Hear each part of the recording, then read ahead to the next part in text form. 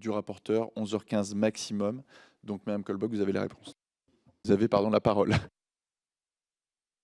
Merci, Monsieur le Président, Monsieur Saada. Pouvez-vous nous dire quelle structure et organisation du travail que le groupe Canal+ met en place ou a-t-il mis en place pour ces chaînes pour garantir le respect de sa convention avec l'Arcom?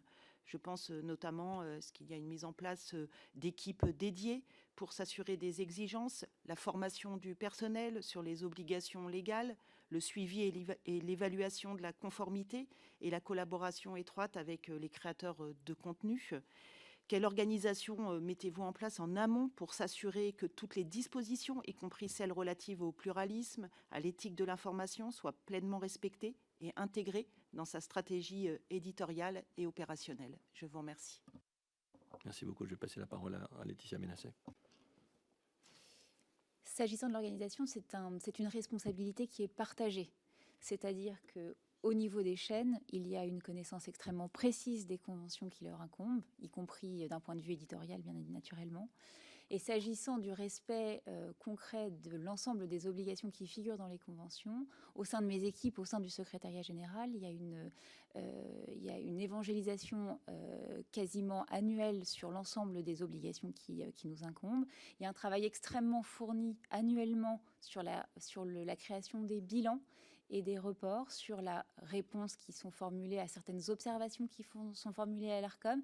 J'ai au sein de mon équipe près de 6 personnes qui exclusivement consacrent l'intégralité de leur année aux relations avec l'Arcom. Encore une fois, la création des bilans pour l'ensemble des chaînes que nous éditons est un travail colossal. Il s'agit de remonter programme par programme, de les qualifier, de savoir effectivement comment ils ont été financés. C'est assez massif, ça nous prend beaucoup de temps. Nous avons des échanges très réguliers avec l'Arcom pour finaliser ces bilans. C'est un travail quasi quotidien pour ces équipes qui, effectivement, le font en partenariat avec les équipes de Gérald au sein de l'édito, au sein des chaînes. Les patrons de chaînes sont évidemment les garants en premier chef du respect de ces obligations et au sein de leurs équipes aussi.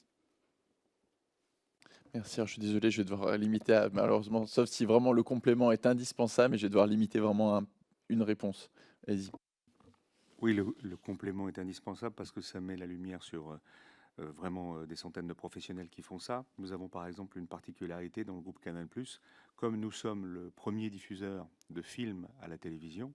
Vous savez que le CNC annote un signe, un picto par rapport à un film. Nous devons nous l'attribuer pour chaque film, c'est pour les 700 films qu'on va diffuser chaque année. Donc nous avons tout un comité de diffusion sur l'entièreté de tous nos programmes pour évidemment valider si c'est un moins de 10, moins de 12 ou plus. Donc c'est vraiment une responsabilité très importante chez nous. Et vraiment cette responsabilité, vous le verrez, c'est à travers toutes les chaînes des professionnels qui suivent toutes nos obligations, toutes les obligations. Merci Mme Colbock. Donc pas de rebond.